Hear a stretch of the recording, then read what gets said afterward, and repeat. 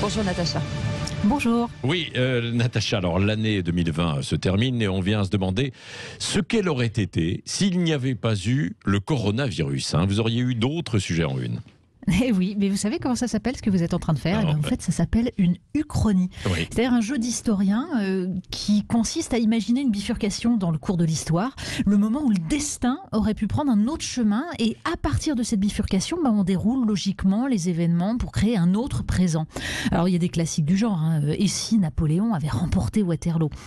Mais en fait, on peut faire moins classique.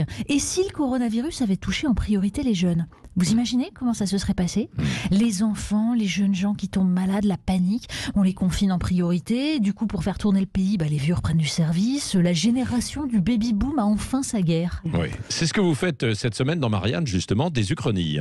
Oui, alors c'est un numéro double spécial Noël avec des textes originaux, surtout des textes d'écrivains, à qui on a demandé de refaire l'histoire. Et alors c'est drôle, c'est émouvant, délirant, surprenant. Vous avez Didier Deninx, par exemple, qui se demande « Et si les gilets jaunes avaient pris l'Élysée ?»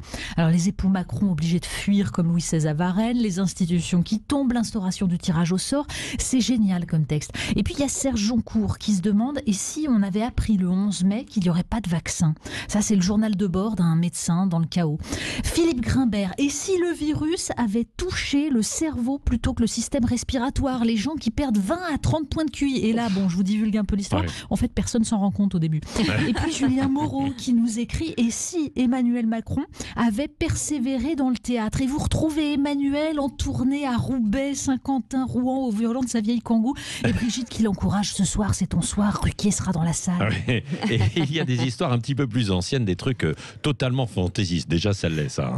Alors, pas si fantaisiste que ça, en fait, parce que l'intérêt d'une uchronie, c'est que ça sert aussi à analyser en miroir notre présent. Quand Benoît Dutertre se demande « Et si la France avait refusé l'élargissement de l'Europe aux pays de l'Est ?» En fait, il nous montre quelle catastrophe cet élargissement a provoqué. Toute puissance de l'Allemagne, inféodation de l'Europe aux États-Unis, affaiblissement de la France. Et puis, il y a Bruno Fulini. « Et si la gauche avait obtenu le siège qui lui manquait pour gagner les législatives de 1967 ?» Alors d'abord, vous le saviez pas, nous non plus, moi je savais pas qu'il manquait qu'un siège. Et surtout, imaginez, De Gaulle démissionne, donc l'année suivante, les jeunes gauchistes qui agitent les facs n'ont pas le pouvoir gaulliste en face d'eux, mais la gauche socialiste et communiste. Le gauchisme culturel ne détruira pas la France. C'est vertigineux quand même.